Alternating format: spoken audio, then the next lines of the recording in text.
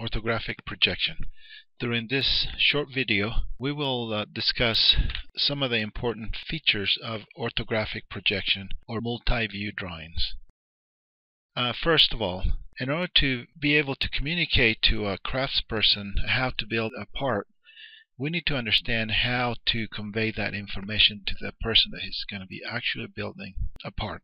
For example, this lock pin that we are looking at in the screen. Right now you can see that object there, but you really don't have no idea of what it actually measures or what is the true size and shape of all those features within it. We need to understand that in order to send this information to someone to manufacture, you need to explain the sizes, you need to explain the height, the width, which way is the orientation of each of those views. And that's when visualizing a 3D object comes in handy. If you take a picture of this object and send this to somebody to be built and constructed, you will really not be able to convey all the information needed for it.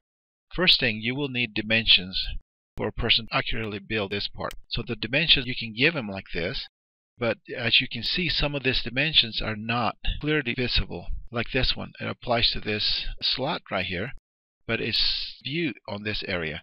So in order to convey that information to someone, you need to have a multi-view drawing, which is actually an orthographic projection.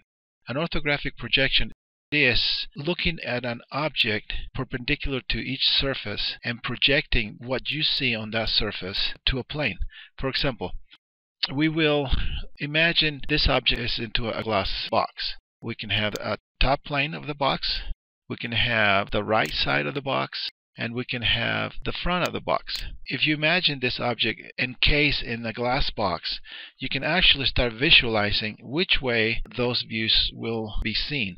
For example, this view right here on the front view of the object will look something like this, projected into the plane of that glass box. This view or right hand side view will look something like this, projected to that part of the glass box. And then we need another one right here on the top of the object, and it will be projected like this.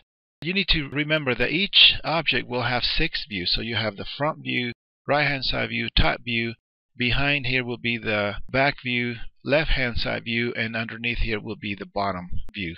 But for now we will only cover these 3 main views.